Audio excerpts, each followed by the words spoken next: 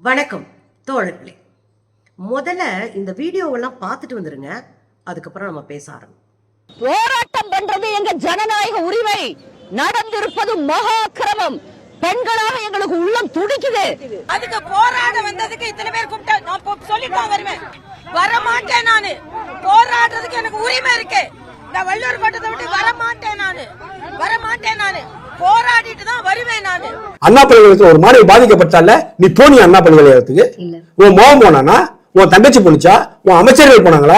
யாராச்சும் போய் அந்த மாணவர்களை பார்த்து உங்களுக்கு ஒரு இடர்பாடு நடந்துருச்சு, ஒரு பெரும் தோகம் நடந்துருச்சு, அதற்காக உங்கள்கிட்ட பரிபூர்வ மன்னிப்பு கேட்டுக்கிறேன், இனி உங்க கல்லூரி வளாகத்துக்குள்ள இது போல நடக்காது, இதை செஞ்சவன் எவனா இருந்தாலும் யாரெல்லாம் ஈடுபட்டு இருந்தாலும் அத்தனை பேருக்கு தண்டனை வாங்கி தரேன்னு சொல்லி ஒரு பேச்சுக்காக அந்த மாணவிகள்கிட்ட பேசிட்டு வந்தீங்களா? இது பாஜக, அதிமுக, திமுக, வேற ஏதோ கட்சி எல்லாமே கலந்து நீங்க சண்டை போட்டுட்டு இருக்கீங்க. நான் தயவு செஞ்சு இது பொலிட்டிக்கல் பிரச்சனை ஆக்காதீங்க.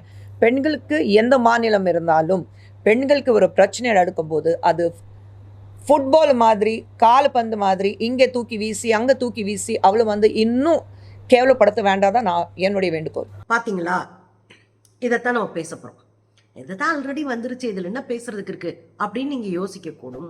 தென்காசி மாவட்டத்துல பாவூர் சத்திரம் என்ற ஊர்ல பாஜக சங்கி ஒண்ணு 15 வயது குழந்தையை பாலியல் சுரண்டல் செய்து துப்பாக்கியை காட்டி மிரட்டி வீட்டுல சொன்னா கொன்றுவேன்னு சொல்லி கடைசியில இப்ப கையும் களவுமா சிக்கிருக்கு. ஏன் இந்த வீடியோக்கெல்லாம் போட சொன்னேன் அப்படின்றத கடைசி வர்றேன். என்ன நடந்துச்சு அப்படின்னா, தென்காசி மாவட்டத்துல சங்கிகள் கொஞ்சம் கூடுதலா வளர்ந்துட்டு வர்றானுங்கன்னு உங்களுக்கு தெரியும்.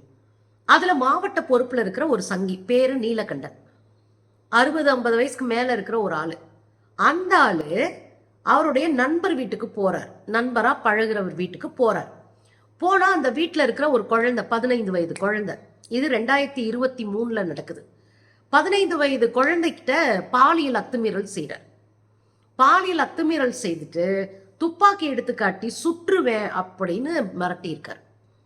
ஆனா இந்த பொண்ணு உடனடியா அந்த ஆள் போன உடனே அவங்க அப்பாவை கூப்பிட்டு இந்த தகவலை சொல்லிடுறாங்க. இந்த தகவல் கேட்ட உடனே அந்த குழந்தையுடைய அப்பா அம்மா பேர் அதிர்ச்சி அடைகிறாங்க. நம்ம நண்பர்கள்னு யாரை கூப்பிடுவோம்? நம்பிக்கைக்குரியவர்கள் தானே வீட்டுக்கு வருவாங்க, குடும்பத்தோட பழகுவாங்க.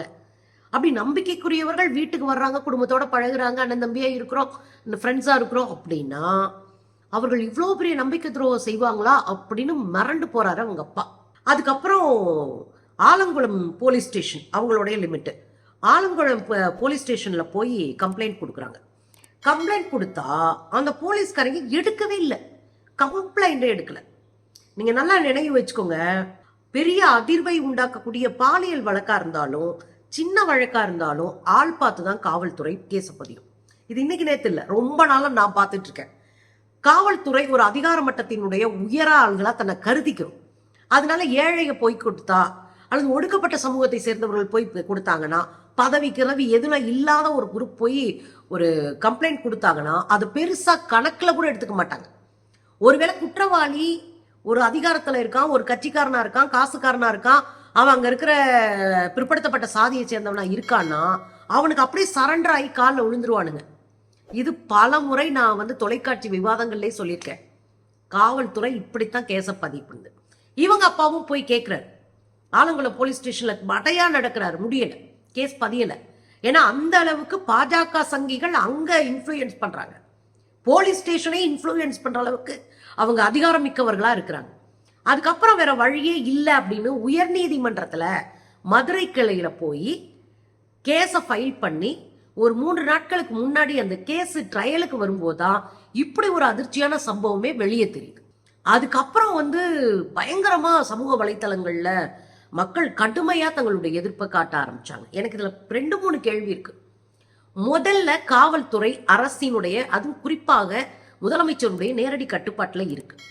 இது மாதிரியான சென்சிட்டிவான கேசஸ்ல நான் கேஸே எடுக்க மாட்டேன்னு உட்கார்ந்து துணிச்சலா இருந்துட்டு அதுக்கப்புறம் ஒரு அப்பா போராடி உயர் நீதிமன்ற கிளைக்கு போய் இவ்வளவு தூரம் தெரியணும், இதுக்கு பணம் செலவழிக்கணும், ஆளை கூட்டிட்டு போய் நிக்க வைக்கணும், இவ்வளோ வேலை செஞ்சு ஒரு கேஸை ஃபைல் பண்ண வச்சிருக்காங்க. இதை எப்படி நம்ம பார்த்துட்டு இருக்க முடியும்? முதலமைச்சர் உடனடியாக அந்த காவல் நிலையத்துல அந்த கேஸ் கொடுக்குறப்ப யாரெல்லாம் பதவியில பொறுப்புல இருந்தாங்களோ அத்தனை பேரை சஸ்பெண்ட் பண்ணுங்க, தூக்கி எறிங்க, சட்டம் இல்லாம வீட்டுல போடுங்க. அப்பதான் இவன்களுக்கெல்லாம் பொறுப்பு வரும். இல்லையா திட்டமிட்டே காசை வாங்கிட்டு இந்த வேலை பார்க்கறானுங்களா, சட்டையை கிழிச்சிருங்கன்ற. அதாவது டிஸ்மிஸ் பண்ணுங்க. ஒரு 5-10 பேரை டிஸ்மிஸ் ஆனாங்கன்னா ஒரு 10 குடும்பம் நாசமா போகாது வேற. இவன் பண்ற தப்புக்கு அந்த குடும்பமே வீணா போகுன்றது வேற. ஆனா இன்னும் ஆயிரக்கணக்கான குடும்பங்கள் பாதுகாக்கப்படும். எந்த தயவுதாட்சணியும் இல்லாம அந்த காவல் அதிகாரிகள் மேல உடனடியாக நடவடிக்கை எடுக்கணும். அதுல 2வது விஷயம் என்னன்னா, துப்பாக்கி எங்க இருந்து வந்தது இந்த சங்கி பயலுக்கு? துப்பாக்கியை காமிச்சு குழந்தைய மிரட்டுறான்னா தைரியம் யாரு கொடுத்தது அப்படின்னு ஒரு கேள்வி இருக்கு. இந்த துப்பாக்கி எப்படி வந்துச்சு, இது என்ன கன்னு? அப்ப துப்பாக்கியை வச்சுக்கிட்டு தமிழ்நாட்டுக்குள்ள பாஜக காரன் திருறானுங்களா? அப்ப அதுக்கு பின்னாடி இருக்கிற அரசியல் என்ன சதி நடந்துட்டு இருக்கு, இதையும் சேர்த்து விசாரிக்கணும். மூணாவதா எனக்கு வந்திருக்கிற கேள்வி, பாஜக இந்த சங்கிகள் செலக்டிவா கோவப்படுவாங்க, செலக்டிவா போராட்டம் நடத்துவாங்க, செலக்டிவா சில விஷயங்களை கையாண்டுட்டே இருப்பாங்க. அதுல ஒண்ணு திமுக ஆட்சியினுடைய அந்த சட்ட ஒழுங்கு கெட்டு போச்சுன்னு சொல்றதுக்கோ, அல்லது யாராவது ஒரு பெண் மேல ஒரு பிரச்சனை வந்துருச்சு, அல்லது திமுக அனுதாபியாவோ அல்லது கட்சிக்காரனாவோ அல்லது போஸ்டல் அவன் படத்தை போட்டு திமுகன்னு சொல்லியிருந்தாலும் யாரோ ஒருத்தன் இந்த திமுகவோட தொடர்புடைய ஒருத்தனா இருந்தா இந்த கொலவெறியா போராட்டம் நடத்துவாங்க பாருங்க, வேற லெவல்ல போராட்டம் நடத்துவாங்க. அதுதான் நீங்க முதல்ல பார்த்த வீடியோக்கள். அதுல எங்க அக்கா தமிழிசை அப்படியே உருள்றாங்க. ஒரு போராட்டம் நடத்த முடியாதா, ஒரு குழந்தையினுடைய நியாயம். சரி, காலேஜ் பெண்ணுக்கு நியாயம் கேட்டீங்க, நியாயம்தான், எதிர்கட்சிகளுடைய ரோல் அதான், அதை நான் மதிக்கிறேன். இப்ப ஏன் வாயை மூடிட்டு உட்காந்துருக்கீங்க? இது குழந்தை இல்லையா? 15 வயசு குழந்தை இல்லையா? கேஸ் பதியாம போராடி ஒரு அப்பா வந்து ஹைகோர்ட்ல கேஸ பதிஞ்சிருக்கிறாரு, வழக்கு தொடுத்து கேஸ பதிஞ்சிருக்காரு. ஏன் பேசுறது? அப்புறம் நம்ம அக்கா குஷ்பு, யாராக இருந்தாலும், எந்த பெரிய கட்சியா இருந்தாலும், எந்த அமைப்பா இருந்தாலும், ஒரு பொம்பளை பிள்ளைகளுக்கு பிரச்சனை நான் களத்துக்குவாங்க அப்படின்னு மதுரை வரைக்கும் போய் ரீல் விட்டவங்க, கண்ணகி வேஷம் போட்டவங்க, நானே கண்ணகி தான் 35 வருஷமா அப்படின்னு சொல்ற அளவுக்கு அக்கா விட்ட ரீலு பெரிய ரீலு. ஆமா, அக்கா எங்க இருக்கிறாங்க? சத்தமே காணா. லோக்கல்ல உங்க ஆளு 15 வயசு பச்சை குழந்தைகிட்ட வேலையை கட்டியிருக்கான், பேச்சே இல்ல. அதே மாதிரி வானதி, அதிமுக சங்கி நிர்மலா பிரியசாமி எப்பா எப்படி பேசியிருந்தாங்க. இங்க ஒரு பெண்ணா எனக்கு துடிக்குதுங்க, ஒரு அம்மாவா எனக்கு துடிக்குதுங்க. ஏன் இப்போ அம்மாவா துடிக்க மாட்டீங்களா? ஏன் அண்ணாச்சி நாமெல்லாம் கூட்டணி ஒரே அணி, சோ இதை கண்டுக்க கூடாதுன்னு அன்னை சொல்லி விட்டாரா எடப்பாடியாரு? சொல்லுங்க, அன்னைக்கு அந்த கொதிச்சிங்க. இவ்வளவு கேடுகட்டத்தனத்துக்கு பின்னாடி அந்த ஆளெல்லாம் ஒரு ஆளே கிடையாதுன்னு வச்சுக்கோங்களேன். இருந்தாலும் போடுறேன், அவங்க நடிச்சுக்கிட்டு சங்கீத்தனம் பண்ணிட்டு தர்ற கும்பல், அவங்களுக்கு மூளையே இருக்காது. அதனால அவங்க எல்லாம் ஒரு ஓரமா வச்சிடலாம். இவங்கெல்லாம் நேரடியாக கட்சியில் இருக்கிறவங்க. அதனால இவங்க கிட்ட கேட்குறேன், நான் என்ன கேட்குறேன்னா, கொஞ்சம் கூச்ச நாச்சம், கொஞ்சம் ரோஷம், கொஞ்சம் மானம், கொஞ்சம் ஈவு, இரக்கம், சூடு, சொரணை, எல்லாத்தையும் தாண்டி அரசியல் நாணயம் இருந்தா இதை நீங்க கேட்டிருப்பீங்க. எல்லாத்துக்கும் நான் கேள்வி கேட்கிறவன், நான் எல்லாத்துக்கும் கேள்வி வைப்பேன். அது அரசு இன்னைக்கு இருக்கிற அரசு தப்புனாலும் நான் கேள்வி கேட்பேன். எனக்கு உரிமை இருக்கு, ஓட்டு போட்டிருக்கேன். ஆனா செலக்டிவா உங்களுக்கு ஒரு கோபம் வருது பாருங்க, அது போல கடைஞ்செடுத்த கேவலமான கேடுகட்ட அரசியல் உலகத்திலே கிடையாது. 15 வயசு குழந்தையோடைய அப்ப என்ன உளவியல் போராட்டம் தான் இங்க வந்து கேஸ் கொடுத்து அதுக்கப்புறம் ஒரு இது. தமிழ்நாடு அரசு இதை விட்டுறக்கூடாதுங்க. உங்க அரசு மேலேயே ஒரு கரும்புள்ளி, ஒரு கேஸ் பதிய முடியாதுன்ற மாதிரி போயிருக்கு. அங்க சங்கிகள் வலிமையா இருக்கானா? இப்ப தமிழ்நாட்டுக்குள்ள ஒரு சங்கி நினைச்சா யாரை வேணாலும் கையை பிடிச்சி இழுத்துட்டு கேஸ் பதியாம போயிருவானா? இது அவங்க அரசு வேடிக்கை பார்க்குமா? கடுமையான நடவடிக்கை எடுக்கணும். அதுதான் நாங்க எதிர்பார்க்கறது. இதுல பேசுன இந்த வீடியோ எல்லாம் பாத்தீங்கல்ல, இந்த குரூப்புக்கு இன்னொரு அதிர்ச்சியான வீடியோ காட்டுறேன், பாருங்களேன்.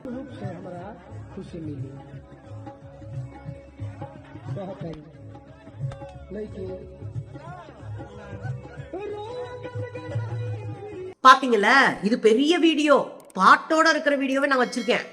நெருக்கி ஒரு 5-6 நிமிஷத்துக்கு வருது. ஒரு பாட்டை போட்டு ஒரு கல்யாண வீட்டுல ஒரு நடனத்துக்கு வந்திருக்கிற ஒரு பொண்ணு, அந்த பொண்ணை மடியில உட்கார வச்சு அந்த பொண்ணுடைய மார்பை பிடிச்சி, இது என்னங்க கொஞ்சம் கூட ரொம்ப கேவலமா இருக்குங்க.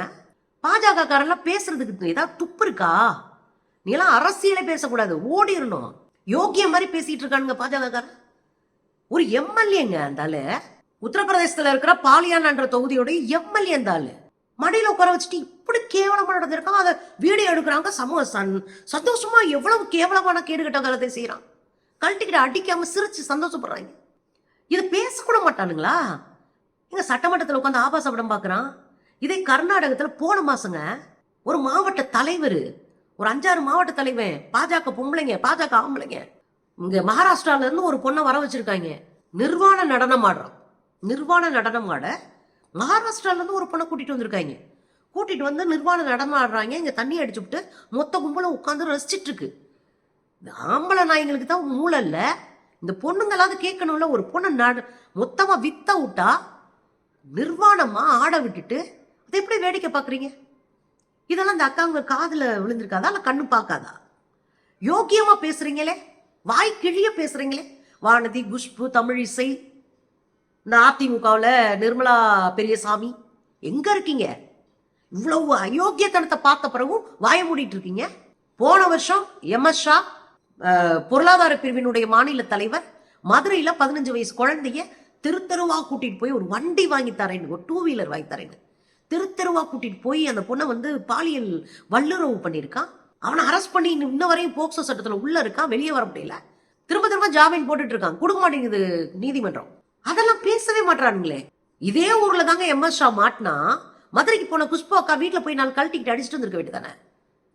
என்னங்க உங்களுக்கு வந்தா ரத்தம், ஊரானுக்கு வந்தா தக்காளி சட்னி, அப்படிதானே? ஒரு அரசியலாக்கணும், ஓட்டு பொறுக்கணும்னா வாய் கிழிய பேசுவீங்க. கேடுகட்ட அரசியலுங்க. நான் கூட்டணி கட்சியா இருந்தாலும் இந்த வழக்கை பதிவு செய்யறதை வேடிக்கை பார்த்துருக்க திமுக அரசு மேல நான் குற்றம் சாட்டுறேன். திமுக அரசு தன் மேல் குற்றம் நிரூபிக்கணும்னா இந்த சல்லி பயலுக போலீஸ்காரங்க எல்லாம் தூக்கி போட்டு மிதிச்சு சட்டையை கழட்டி வீட்டுக்கு அனுப்பணும். ஏங்க ஒரு கேஸை பதிய முடியாதுன்னா என்ன ஊர்ல இருக்குன்ற ஒரு பயம் வந்துடும் மக்களுக்கு. அந்த பயம் இந்த ஆட்சியில் இருக்கக்கூடாதுன்னு நான் விரும்புறேன். நான் கூட்டணியில இருக்கேன். உடனடியாக முதலமைச்சர் இந்த வேலையை உடனே முடிக்கணும். அங்க இருக்கிறவன் சட்டை கழட்டி அனுப்பணும். இந்த கும்பல் வாயை திறக்க முடியாத அளவுக்கு சட்டை கழட்டி அனுப்பணும். எனக்கு ரொம்ப வருத்தமா இருக்குங்க. இந்த பயலுக பூரா, கிழட்டு பயலுக பூரா 15 வயசு குழந்தை. இங்க பாத்தீங்கன்னா கர்நாடக மாநிலத்தினுடைய முன்னாள் முதலமைச்சர் எடியூரப்பா 16 வயசு குழந்தைய ரேப் பண்றான். அங்க போனீங்கன்னா உத்தரப்பிரதேசல குல்தீப் சிங் 16 வயசு குழந்தைய ரேப் பண்றான். யாருடா நீங்க எல்லாம் வெறி பிடிச்சு அலையிறீங்க? இதெல்லாம் கேட்க வக்க இல்லைன்னா எதுக்கு இந்த பெண்கள்லாம் இந்த கட்சியில இருக்கிறாங்க?